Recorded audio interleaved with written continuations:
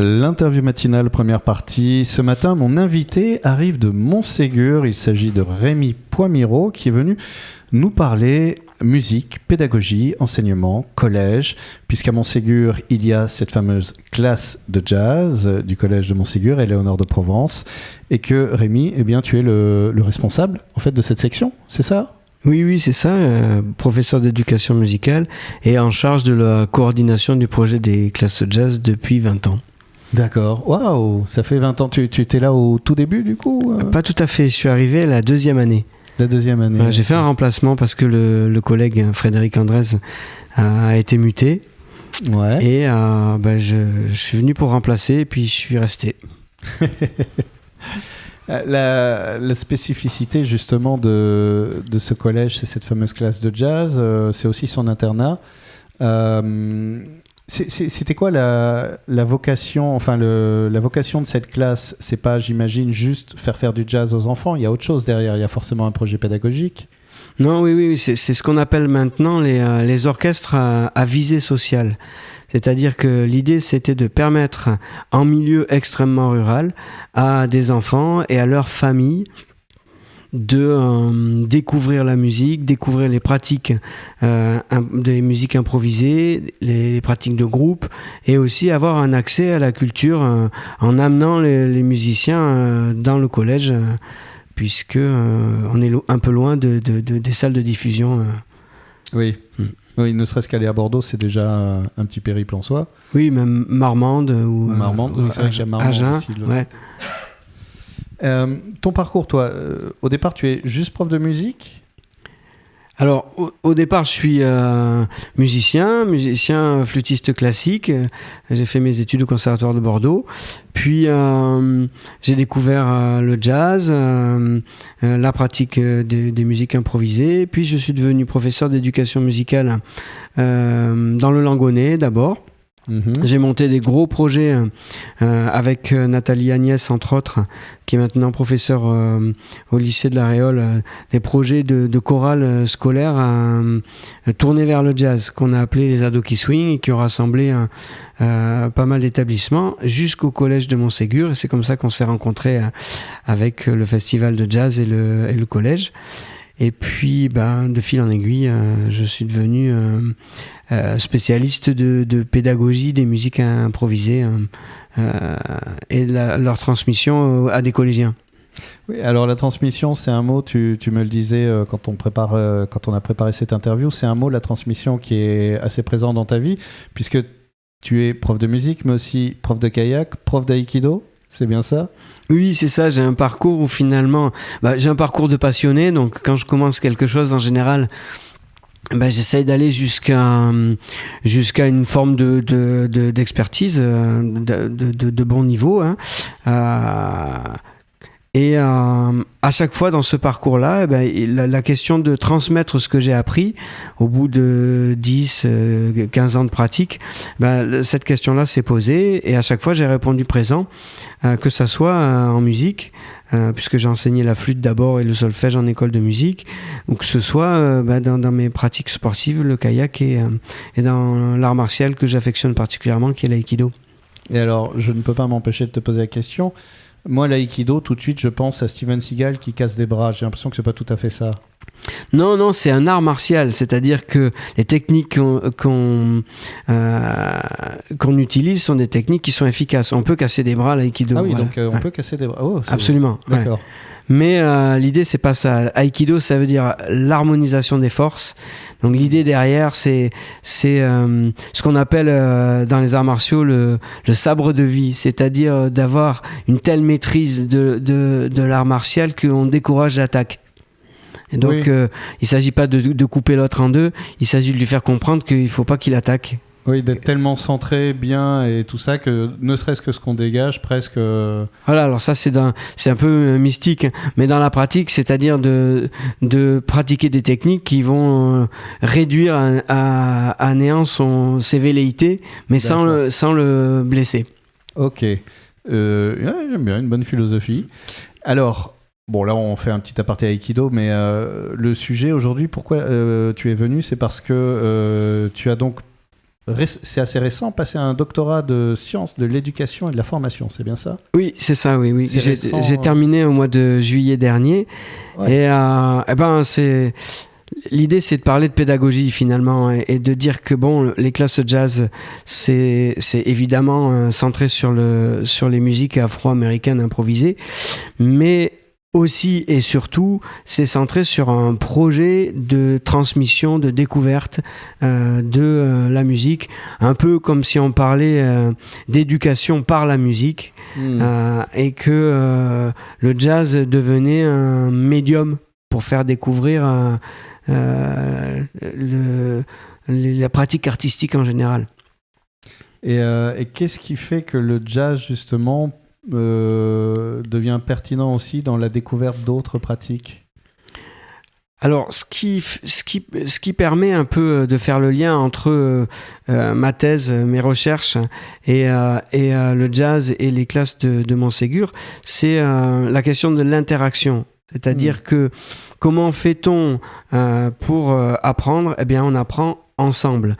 Et jouer en orchestre, c'est précisément apprendre ensemble. Et je me suis rendu compte que certains de nos élèves sont incapables de jouer tout seuls. Voilà, quand on leur dit allez-y, travaillez leur instrument à l'internat par exemple, ils se débrouillent toujours pour se retrouver à 4 ou 5 et pour jouer ensemble. Donc la question du travail est liée au plaisir et aussi au plaisir d'être ensemble, de jouer ensemble, d'interagir, de s'envoyer des messages, d'en recevoir et donc de grandir et de progresser ensemble. Au collège, c'est d'autant plus pertinent parce que les interactions changent justement au collège. C'est un âge charnière, déjà parce qu'on découvre aussi l'enseignement avec plusieurs professeurs, on découvre, on n'est plus un enfant dans une espèce de spontanéité, il y a des choses qui se crispent peut-être, je sais pas, cette question de l'interaction, elle est nourrie par ce que tu as pu observer au collège ou c'est moi qui suis en train de... Oui, non, c'est tout à fait ça. Une interaction, finalement, c'est un échange entre des personnes. Et cet échange, il peut être neutre, comme lorsque je vais acheter du pain à la boulangerie, ou alors il peut être chargé d'effets sur les personnes qui interagissent, des effets positifs ou des effets négatifs. On peut sortir grandi ou blessé d'une interaction. Et il se trouve qu'effectivement, au collège, les interactions sont rugueuses. Plus rugueuses que dans les autres... degré de la scolarité des élèves. C'est pour ça que j'ai centré mon étude, ma recherche dans le cadre de ce doctorat sur le collège. Ce doctorat, comment c'est venu cette envie de... Parce qu'un doctorat, c'est quand même un sacré engagement. Tu m'as l'air déjà très occupé. Qu'est-ce qui a allumé cette étincelle ? C'est le besoin de comprendre d'abord les difficultés que je rencontre au quotidien. Je suis prof depuis 27 ans et c'est jamais gagné. Là, on vient de rentrer et on a toujours un peu la boule au ventre en rencontrant les classes. Et on a beau avoir de l'expérience, rien n'est gagné parce qu'on travaille avec du vivant, avec des élèves, avec l'inconnu qui caractérise les êtres humains. Et donc, le doctorat, c'était une recherche, d'abord une recherche pour comprendre mes difficultés, et puis ensuite, aller voir chez mes collègues, chez les professeurs autour de moi, et puis même plus loin, quelles sont les difficultés qu'ils rencontrent et comment ils répondent à ces difficultés, quelles sont les solutions qu'ils inventent. Oui, parce que finalement, au sein d'une classe de jazz, ça paraît évident l'interaction, puisque c'est l'interaction qui produit le résultat immédiatement audible. Dans une classe, on va dire, de français, d'histoire géo, enfin une classe de collège où on délivre un enseignement, l'interaction est plus subtile, moins évidente, et pourtant, finalement, c'est ce qui permet à chacun de recevoir l'enseignement. Eh bien, si on considère que c'est par l'interaction qu'on apprend, oui, effectivement, ça devient central. Après, on se dirait aussi que enseigner, professer, c'est remplir un élève qui est vide, de notre savoir. Dans ces cas-là, l'interaction, elle est à sens unique. Elle est de l'enseignant vers l'élève. Mais à Montségur, on n'a pas choisi cette forme de travail. On a choisi de considérer que l'élève n'apprend que lui-même. C'est-à-dire que là, nous sommes les enseignants sommes là pour mettre à sa disposition les outils pour lui permettre d'apprendre. Dans ces cas-là, on n'est pas là pour remplir un enfant. S'il y a un jeu de mots avec ça, on dit l'enfant sot. C'est-à-dire l'enfant qu'on remplit, voilà, on ne remplit pas un seau, on lui permet d'apprendre. Donc on a décidé ça, et la musique, le jazz, les arts en général, sont des terrains propices pour l'enseignant, pour permettre aux élèves d'apprendre eux-mêmes. Et c'est les pédagogies qu'on appelle les pédagogies nouvelles, les pédagogies actives, les pédagogies de coopération que l'on met en place dans notre collège depuis 20 ans maintenant, avec la recherche d'un travail sur l'autonomie, sur la confiance en soi, sur la multiplication des solutions pour mettre l'élève en réussite. Alors, on arrive déjà à la fin de la première partie. Je propose qu'on fasse une pause. On se retrouvera pour continuer à parler justement de cette pédagogie qui, à travers l'art, permet justement de créer plus de coopération et pas simplement une voie descendante, mais aussi ascendante et un échange dans la deuxième partie de l'interview. L'interview matinale, deuxième partie, toujours en compagnie de Rémi Poimiro, qui est donc enseignant au collège de Montségur, en charge de la classe de jazz. Et on en parlait justement, cette classe de jazz, Rémi, qui permet d'aborder l'enseignement, la pédagogie, la transmission du savoir d'une autre manière. Tu le disais tout à l'heure, dans la pratique artistique, il y a quelque chose d'autre qui se crée. Et justement, comment fonctionnent ces classes de jazz ? Parce que c'est un enseignement supplémentaire par rapport au programme habituel, ou c'est intégré ? Alors, c'est un peu hybride comme fonctionnement, parce que c'est intégré dans l'emploi du temps des élèves. Donc nos élèves des classes de jazz ont le même nombre d'heures que les autres, mais on y ajoute 4 heures par semaine. 4 heures qui sont dédiées à la découverte de la pratique collective en orchestre, en big band, et la découverte de l'improvisation, avec un soutien d'intervenants musiciens qui sont financés par l'OMCL, c'est-à-dire l'Office montségurès pour la culture et le loisir, qu'on appelle maintenant Bande Originale, qui a changé de nom, et qui est aussi l'organisateur, l'association organisatrice du festival des 24 heures du swing, donc qui nous aide en finançant une partie des intervenants, et d'autres intervenants qui viennent et qui sont embauchés par la communauté de communes. Il y a une démarche que je trouve assez chouette, parce que c'est un peu comme si dans un cours d'histoire, on faisait d'un coup venir un expert du Moyen-Âge pour venir partager un supplément de savoir et quelque chose d'un peu plus profond en fait. Oui, c'est ça. Le projet est basé sur cette idée que, en amenant la culture dans l'établissement, et dans la culture, ceux qui la véhiculent, ce sont les musiciens, en permettant à des musiciens de jazz d'intervenir directement auprès des élèves, on a un supplément, un apport supplémentaire à la pédagogie que nous, on pourrait dispenser, bien que l'on soit quand même, les professeurs d'éducation musicale sont quand même des spécialistes des musiciens. Évidemment, voilà. Et c'est important justement d'avoir... j'ai l'impression presque que le professeur d'éducation musicale se transforme en chef d'orchestre, où il fait... venir comme ça en fonction de tel ou tel besoin. Oui, la comparaison qui serait intéressante, ça serait un professeur d'histoire qui ferait venir un fouilleur, un archéologue, quelqu'un qui mettrait les mains dans le cambouis, entre guillemets. Donc là, ce qui est intéressant, c'est que les musiciens qui interviennent dans l'établissement, Christophe Gagné, François Marie, Denis Bielsa, ces musiciens-là, ils ont aussi un parcours passé ou présent de musiciens professionnels. Oui, finalement, on se connecte au réel, en fait, aussi à une... l'enseignement théorique, qui n'est pas le cas, justement, avec la classe de jazz, c'est aussi une des limites de l'enseignement théorique.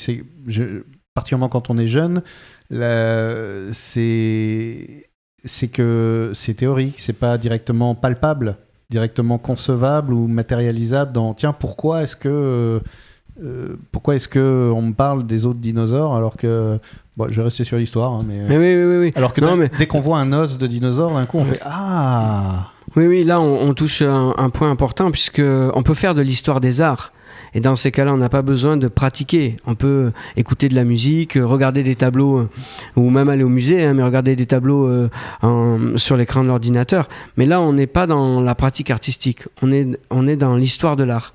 Nous, on est réellement dans les pratiques artistiques. Et là, à ce moment-là, il n'y a pas de possibilité d'apprendre la musique sans la pratiquer. Oui.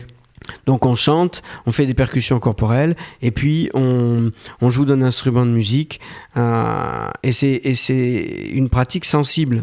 Et ça c'est un point très très important de notre pédagogie. On passe d'abord par la sensation, puis ensuite une fois qu'on a senti, on peut essayer de décortiquer et de comprendre. Mais la majeure partie du temps, on va ressentir du plaisir. C'est ça qui va faire le moteur de notre travail, de notre pédagogie. C'est quand même un super moteur, le plaisir, justement, de se dire « Ah oui, quand je fais ça, ça me fait ça, c'est bien, je vais continuer. » Et la classe de jazz, il me semble, parce que c'est 6e, 3e, hein, c'est tout un cursus, oui, donc un élève s'engage, il arrive en 6e, il n'est pas forcément obligé de connaître un instrument ou d'avoir une pratique avant d'arriver. Ou est-ce qu'il doit... Non. Au contraire, nous, on est dans le projet, il y a cette idée qu'on va permettre à des élèves de découvrir la pratique instrumentale et collective. Donc, il y a 2/3 des élèves qui sont débutants en arrivant en 6e. On leur prête l'instrument de musique pour la première année. À la charge des familles, si elles pensent que c'est bénéfique de les inscrire après en école de musique, ici à Sauveterre ou à La Réole, pour donner un complément technique que nous on ne donne pas forcément, parce qu'on n'est pas multi-instrumentiste, on ne peut pas apprendre à jouer de tous les instruments aux élèves. Et quels sont les... Ça fait une vingtaine d'années que tu es à Montségur. On parle du plaisir, justement. C'est important quand on enseigne aussi le plaisir. Quels sont ces moments de plaisir pour toi en tant qu'enseignant dans tes échanges avec les élèves, dans la transmission que tu as pu observer dans ces années et qui t'ont fait te dire « Oh, waouh !» Alors, moi, ce qui me touche particulièrement, c'est la progression. C'est-à-dire, peu importe le niveau de départ, c'est de sentir que en 3, 4, 5, 6 mois, 1 an, 2 ans, eh bien, on a des élèves qui vont décoller, qui vont partir de zéro et devenir des bons pratiquants, ou alors arriver avec un très bon niveau et sortir du collège avec un niveau professionnel. Et ça, c'est un grand plaisir. Et le deuxième grand plaisir, c'est de voir que chaque année, chaque promotion, on a à la fois des élèves qui vont découvrir complètement et qui vont après peut-être arrêter en sortant du collège, mais qui vont avoir eu une pratique amateur et qui vont avoir une sensibilité, et en même temps des élèves qui vont devenir professionnels. Ça fait 22 ans que les classes jazz existent et chaque année on a au moins un élève qui est devenu professionnel, soit musicien, soit enseignant, soit technicien son et lumière. Voilà, donc ça c'est une grande réussite de voir que c'est un projet qui va permettre à tous de réussir à son niveau. Et si la musique n'est pas une ambition, qu'est-ce qu'elle apporte à l'élève une fois qu'il a fini son cursus au collège ? Qu'est-ce qu'il garde de tout ça justement ? Qu'est-ce que ça lui permet de construire ?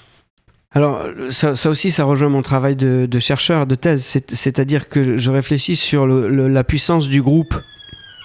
Le groupe classe, qu'est-ce que le groupe classe va apporter ? Et la première chose qui ressort, c'est que on a des élèves qui sont amis, et parfois amis pour la vie, que l'on retrouve 20 ans après, et qui sont encore, qui se voient toujours. Donc je crois que la première chose, c'est une scolarité à part, où la classe peut devenir un endroit où on se fait de vrais amis, et où on va sortir grandi des interactions. Et est-ce qu'il se rejoint aussi dans des cours plus théoriques, du coup, enfin les cours plus généralistes est-ce que ça apaise, est-ce que ça facilite l'écoute, quel est le climat d'une classe justement par rapport à une classe qui n'aurait pas cette pratique du... de la classe Alors, de jazz? il faut pas non plus verser dans l'angélisme, hein. On a des promotions où les élèves ne s'entendent pas, où il y a de la rivalité, de la compétition, où il y a de les moqueries. Donc, à ce moment-là, le jazz devient un moyen supplémentaire pour essayer de gommer ces tensions. Et après, l'effet jazz se retrouve certainement dans les classes, dans l'établissement, et il est redoublé par le travail que font les collègues eux aussi dans leur classe pour souder les élèves. Voilà, et il n'y a pas qu'en jazz au collège de Montségur où on travaille autour de ça. Il y a beaucoup de mes collègues qui sont en recherche de construire des dynamiques de groupe positives. La question au sein de l'éducation nationale, chaque année, on a envie de tout réinventer ou de proposer enfin une solution géniale, etc. J'imagine qu'en tant qu'enseignant, ce doctorat aussi, c'était aussi pour qualifier encore plus et trouver des solutions. Quelle est ton observation de ce qui se passe et de ce que tu aimerais apporter justement avec ce que toi, tu as déjà... c'est des difficiles questions. Hein. On arrive vers la fin, c'est pour ça que j'ai au fond. Ouais. Difficile question. Alors non, ce qui ressort de mes recherches d'abord, c'est qu'il n'y a pas de solution toute faite et que ce qui est important, c'est de chercher tous les jours dans sa pratique à construire avec ce qu'on est des solutions et à éviter les recettes, éviter les scénarios pré-pensés, préconstruits, être à l'écoute de la classe qu'on a en face, autoriser les élèves à s'exprimer, à discuter entre eux et avoir des scénarios souples, c'est-à-dire que des scénarios de cours que l'on peut modifier en fonction de qui on a en face. Voilà. Mais justement, je crois qu'il faut lutter sur cette espèce de tendance que l'on rencontre dans notre société, tendance à essayer d'appliquer des recettes toutes faites, de globaliser les choses, alors que les êtres humains sont imprévisibles et qu'il faut donc qu'ils soient constamment dans l'adaptation. Je trouve que c'est une très belle réponse, effectivement, oui, de ne pas vouloir faire rentrer à tout prix dans des cases et une rationalité, mais rester à l'écoute et... Comme le jazz, finalement, où on peut aller des fois emprunter des chemins extraordinaires, on met 4 personnes, 5 personnes ensemble, et pourtant on n'aura pas la même chose de soir de suite, parce que... Ouais. C'est un rapport à l'erreur aussi. Il faut que le musicien de jazz qui improvise s'autorise à rater, à faire une fausse note. Miles Davis disait qu'à côté de chaque fausse note, il y a une note juste. Donc on va glisser de l'erreur à la justesse et à la beauté. Et c'est pareil pour les enseignants. Je crois qu'il faut qu'on s'autorise à échouer. Et à partir de là, une fois qu'on s'autorise à échouer, on peut explorer et on peut progresser. Rémi, merci beaucoup. Avec plaisir.